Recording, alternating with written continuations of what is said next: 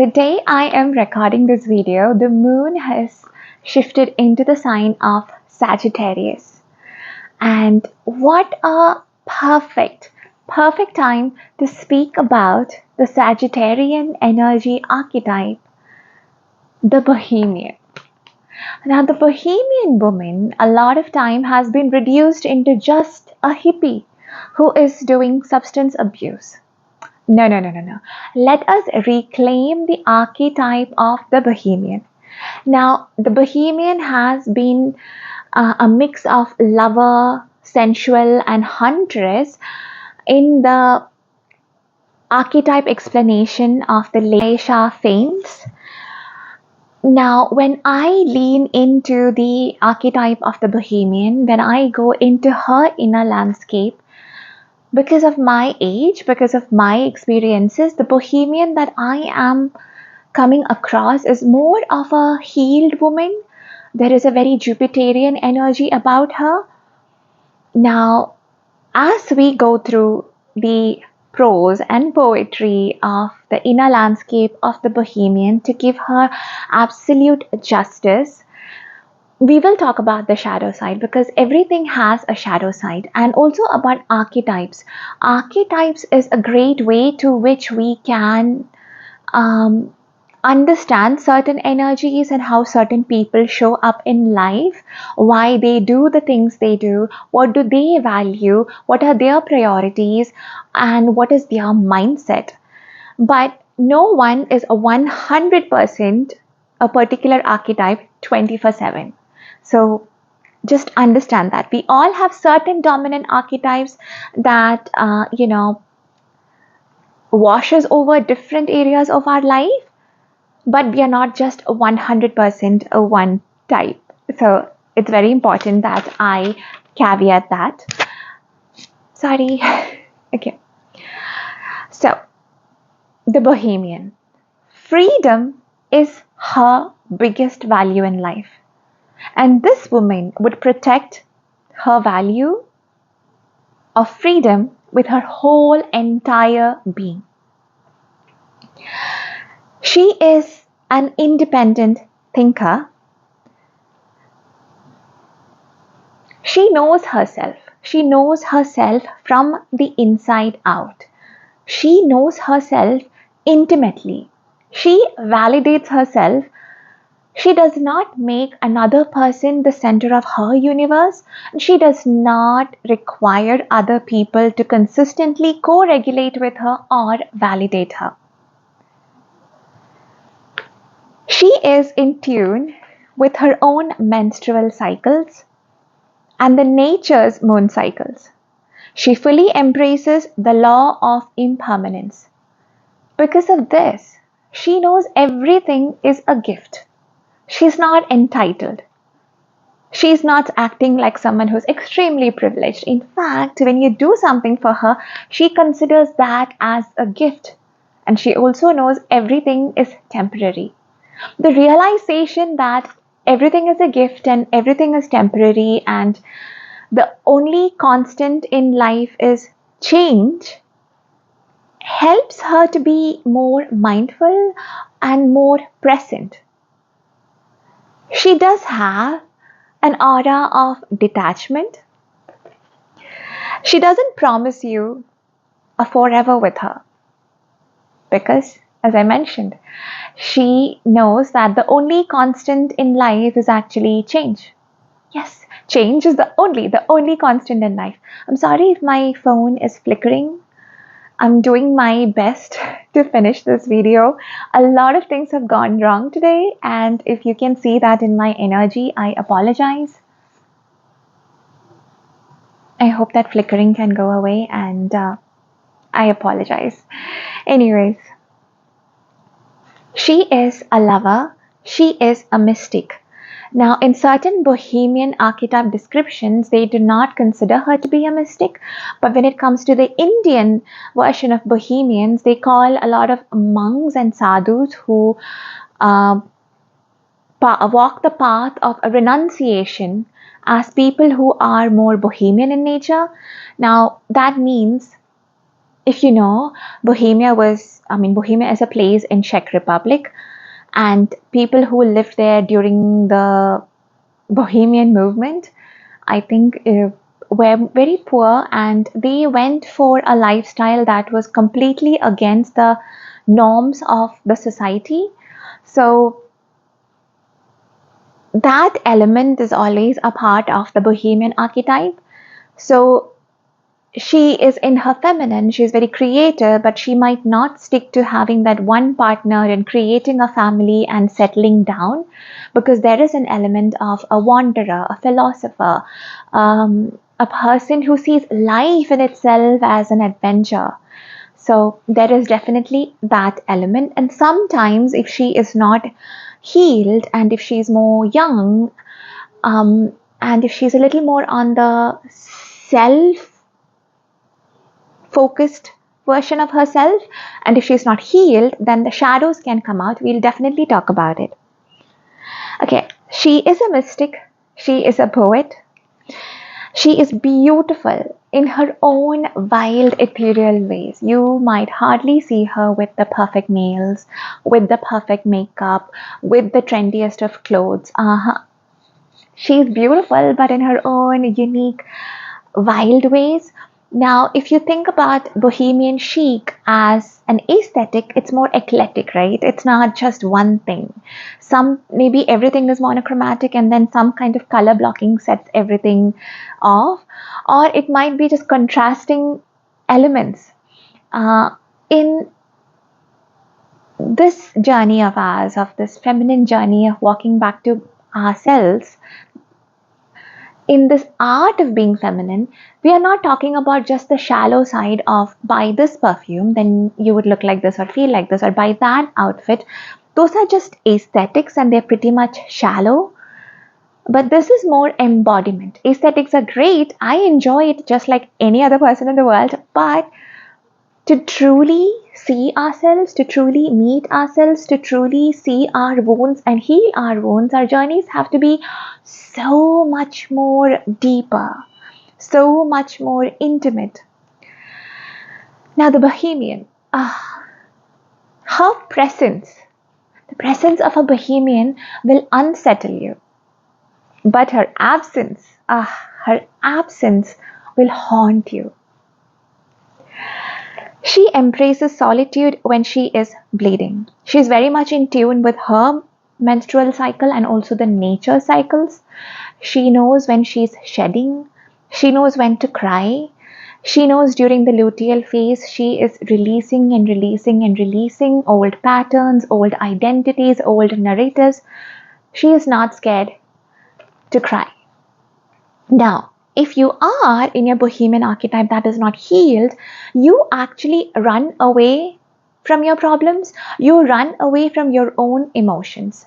And this can play out in really bad ways. You might have an avoidant attachment style, could be a fearful avoidant, could be a dismissive avoidant, and there is an inner craving to have something deeper, but you will never be able to manifest something deeper as in friendship or relationship in real life if you have not healed your attachment style, if you have not gotten deeply in touch with your inner child and healed your inner child, if you do not have any access to the inner parent, the authority inside you, if you haven't disciplined yourself, if you're not comfortable with discomfort, if you are not comfortable in solitude, then you are showing up as more of an avoidant person who thinks they are in their bohemian, because an unhealed bohemian is constantly running away. She's got her backpack ready and she is going hiking and trekking and never settling down anywhere. She meets a lot of people, she has a positive impact on a lot of people, but because she's unhealed, she also leaves behind a lot of broken hearts. This has to be mentioned. Now, a lot of people say that Sarah Jessica Parker in Sex and the City is bohemian. Well, she dressed up very boho, not gonna deny that, but there were aspects of her where relationship and a man and wanting to be in a relationship, all of that took over her personality. A very healed, true bohemian would never do that.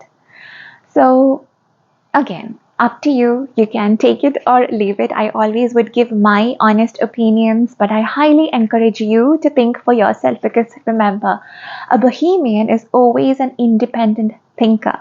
Okay? She is the wild feminine, untamed, deeply connected to her inner child. A lot of bohemian archetypes are not connected in the description they're not connected with the maiden is said to be so innocent, the world hasn't touched her, there is an almost princess kind of element to her. The bohemian that I am tapping into, that I am channeling from, she is very much attuned to her inner child. She also has a strong grip on her inner parent. If you are interested in a video that is discussing more about it, please let me know in the comments. She is intimate with the herbs. So we are talking a little bit of apothecary situation here. Maybe she is a kitchen witch. Now, what does that even mean? She knows ginger is anti-inflammatory. She knows sometimes raw garlic can be a good antibiotic. She knows her fennel, cumin, coriander seeds tea is going to be very healing for her. She knows chamomile, valerian, lavender tea is going to completely put her to sleep. She has her essential oils. Peppermint essential oil energizes her. So she's very intimate with the herbs. She might have her spearmint tea at night. She might also have a dandelion when she feels that she's not been eating right and her body is not fully able to eliminate what it needs to eliminate. So the girl knows her herbs. She knows to make her herbal tea, her turmeric latte, her golden milk. Yeah, yeah. She knows how to take care of herself and nourish herself. Men want to possess her. They desire her. They want to tame her. To truly love this bohemian is to actually set her free. It is to understand that she belongs truly only to herself. Now, if you have watched the movie Without Saying Goodbye, the character Ariana is a very, very, very classic example of a bohemian. And there is an element of wanting something a lot, having the need to protect her ancestral knowledge and her connection with the mysterious and the other world and everything, but she's not fully healed, so she cannot be fully vulnerable with someone, so she runs away from situations including her lover. So if you have watched the movie, let me know if you think that Ariana shows up as a bohemian archetype. Now, when we go through the archetypes, we can bring in elements of astrology. As I mentioned first, today is Sagittarius moon. So Sagittarius is a big, big, big archetype when it comes to the philosopher, the adventurer, the explorer, the storyteller. And I think it's safe to say that Bohemian is a combination of air and fire. So Libra is very refined. I would rather go with Aquarius, who does not care. They have that IDGAF energy, and I think that's very, very bohemian. I also think Sagittarius is very bohemian. Some Leos can have bohemian elements, but Leos do enjoy having something more real, and Sagittarius is okay with things being just casual and leaving when it's time for them to leave without having a lot of emotional attachments. But this bohemian, who's also in tune with her moon cycles, the nature cycles, and she knows when to hang on to things and when to let things go, that makes me realize the Jupiterian water element here is more Pisces. So the water body that we are associating her with is the ocean. The that's my son in the background. If you can hear the noises. Sharia, 2 minutes please. Thank you. There's a lot in the ocean, right? There's so many things to uncover, so much to explore. There is also this thing of I could just drown and people wouldn't even know. So that is how the bohemian is. This bohemian is very motivating. It's the bohemian energy that comes to you and whispers to you at night. What if? What if you publish that book? What if you put up that Instagram post? What if you applied for that job? What if you broke up with your significant other because it's not serving you? She is the one. She is all about what if, because there's something even better out there. Get it? So the impulsive nature of the Bohemian is very Aries like. The Sagittarius is not as impulsive as the Aries. Now, I'm not saying this is the perfect archetype, it's just an archetype that I have true reverence for, an archetype that I sometimes unknowingly embody, an archetype that truly motivates me, an archetype that is so essential when we are on a reclamation of our own feminine nature. I also think Lori Lothian, the astrologer, to me, she's very bohemian. Um, the author of Women Who Run with the Wolves, Clarissa Pinkola, oh my god, I genuinely think she's very bohemian, and that even very healed bohemian. She's like so, the bohemian is very sexy and sensual, but her sensuality, her sexual nature, it's not for the male gaze. She's doing it all for herself. This is her own journey. She creates things because that's who she is. Now, as I mentioned earlier, if you just want to enjoy being boho, it's all about kohl rimmed eyes and jingly bracelets and bangles and long maxi dresses, more of earthy tones. You can look at the palette of, I think, autumn season. She, like, if you like action, let's do, okay, the steps of action for you to tap into your inner bohemian. Get comfortable with silence and solitude and have a meditation practice every single day. Write poetry every single day. Not because you want to publish, not because you want to give it to others, not because you want to show the world, but you're just doing it for yourself. I mean, just do it. Just do it for the pleasure of just doing it. Make a nice hot herbal tea. Could be a ginger tea, could be a cinnamon tea. I have cinnamon tea every day for blood sugar balance, and I also have cardamom herbal tea every single day just to get rid of the excess estrogen. So that is great. What else can we do? Have fun dressing up as a bohemian. We have already mentioned that. Belly dance for yourself in front of the mirror. Celebrate your body once, just for once. Look at yourself without clothes in front of the mirror, and instead of finding faults, find the beauty in your female form. The vessel that is given to us to enjoy the life that we have. Let's just accept this vessel the way it is, and instead of finding faults, just move your body. Do you want to sway your hips? Do you want to roll your neck? Do you want to shimmy? Just do whatever you like and just get into the rhythm of your body. I am trained in Bharatanatyam. It's Indian classical dance. So we used to learn that yado hasta tado drishti tado manaha, which means wherever your hand goes, that's where your eyes go, because your gaze goes there, okay? And then wherever your eyes and your hands go, that's where your mind goes. So your mind is focused on you, the artist, the dancer, rather than focusing on the audience. So the bohemian's journey is very self-focused.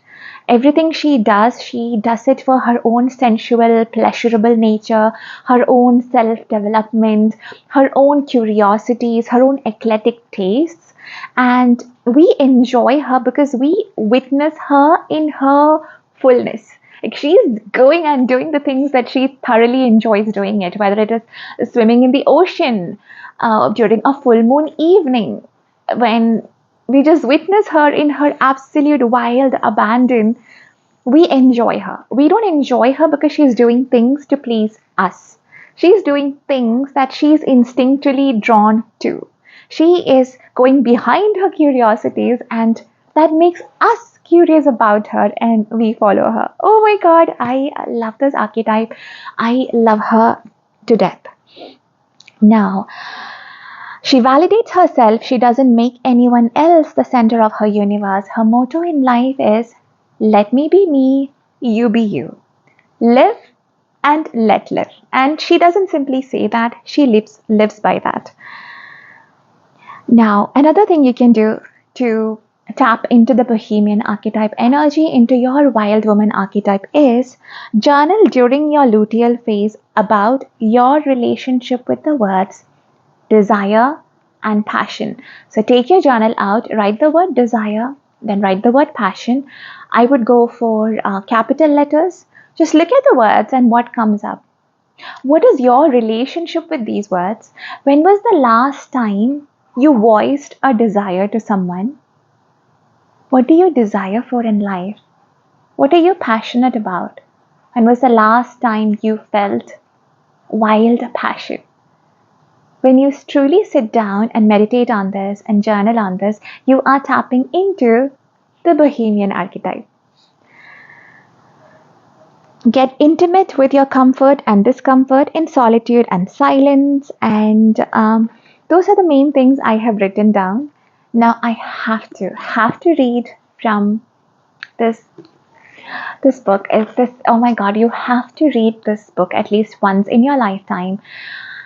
I lost myself because of a lot of things in life. I didn't know who Soumya was, what being feminine means, what it is to delve into the world of feminine.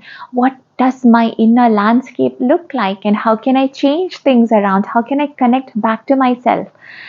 And I call it the journey of walking back to myself.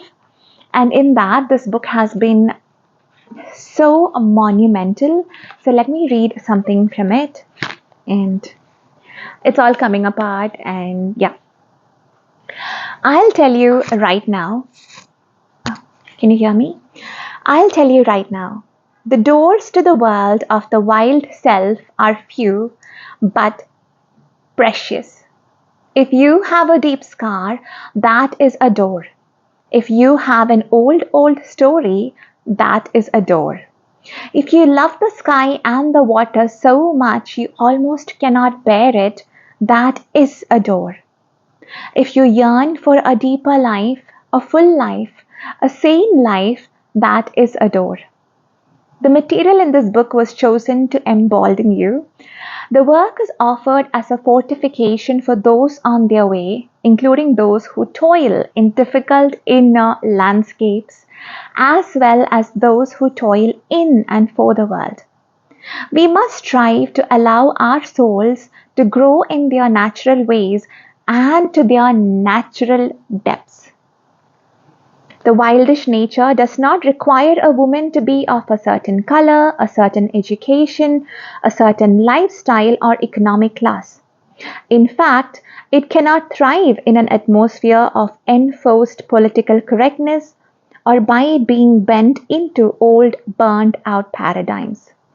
It thrives on fresh sight and self-integrity. It thrives on its own nature. So you cannot say that, oh, I am an introvert, I cannot get into it. I'm an extrovert, I can't get into it. I'm of this culture, I can't get into it. I'm of this age. Like, no. All these archetypes, all these different healing modalities, this journey, everything is available to us, and it's just up to us. What are we inclined to do, and how do we want to take action? Before I end the section about Bohemian, I want to talk about the shadow side. As I mentioned, if you do not heal yourself, if you do not work with a therapist, and if you do not work on yourself, then this might show up as avoidancy. It could be an attachment style, or it could just be you avoiding a lot of situations, a lot of people, a lot of conversations, and this will have a devastating effect on friendships, on if you have a lover, you wouldn't know why did you ghost him, or why do you not want to get intimate with him, or why do you want to take the relationship to the next stage. So it's better to have self-awareness and have an awareness of how you are showing up, and also the impact the way you show up has on others. And that's it. If something new comes up for me in this topic, I would definitely make another video. Let me know in the comments what do you think. And thank you for watching. Bye bye.